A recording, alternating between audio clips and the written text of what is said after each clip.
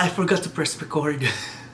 The J-1 visa interview is the only thing standing between you and coming here in the United States. In this video, I will cover everything that you need to know before going to your interview.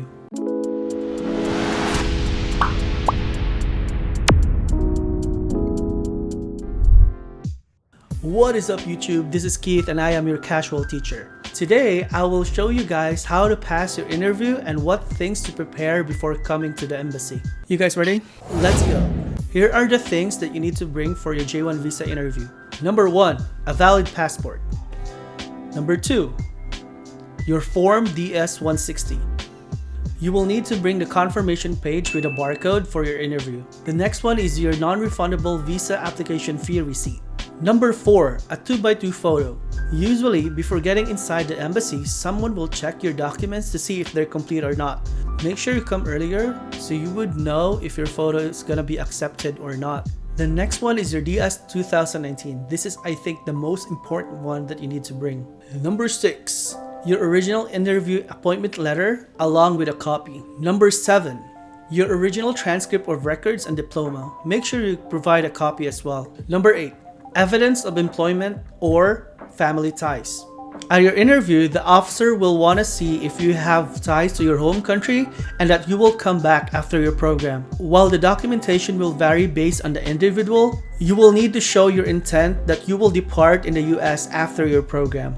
Next is your SEVIS I-901 fee payment receipt. And the next thing that you need to bring is your proof of your financial ability to pay. The officer might require you to show a proof that you have the ability to cover all the expenses for your trip. You should bring documents such as bank statements, pay slips, employment letters, tax returns, basically anything that will show the embassy that you have the ability to live in the US. Many consulates and embassies discourage bringing property deeds, but I guess it wouldn't hurt if you bring those if you have one. Again, here are the things that you need to bring for the J-1 visa interview. Now let's talk about the day of the interview. Be sure to arrive on time and you dress appropriately. Electronic devices such as smartphones and smartwatches are not allowed, so keep that in mind. If you are from the Philippines, there are some street vendors near the embassy that are willing to hold your belongings for a certain price. That is if you want to take the risk. If everything went well, it is now time to face the officer and do well in your interview. There is no guarantee on what questions will be asked on your interview. Instead, I will give you some tips to help you with it. The first tip that I'm gonna give you guys is to be confident and put a smile on your face. Before going there, I suggest you read some helpful tips on how to overcome nervousness during interviews. Tip number 2, you study your DS 2019 and the blue pamphlet. The blue pamphlet is a pamphlet. Your visa sponsor will send this with you along with your DS 2019. So this pamphlet contains the information describing your rights when you are working here in America. In my interview, the officer asked me if I read the pamphlet, and that was about it. Just familiarize it, just in case. Most of the questions asked will be from your DS 2019. So it's really important that you memorize all the information that is written on it. You'll be asked questions like, where are you going to teach? How much is your salary? What's the address of your school? Who's your program sponsor? All the answers to these questions are in your DS 2019. Also, take note of the 2-year residency rule. You might be asked what it is, so it's better that you understand it fully. The 2-year residency rule states that you have to stay in your home country for 2 years after your program finishes. Tip number 3, just answer the question. I mean exactly that. Just answer the question. If they ask you a yes or no question, then just answer yes or no. If they ask for your address, just say your address. My point is, do not say things that wasn't asked. Be direct to the point. Tip number 4, do not hint about staying beyond your program. If the consul asks you how long you will be staying in America, just say the exact duration of your program, which is usually 3 years.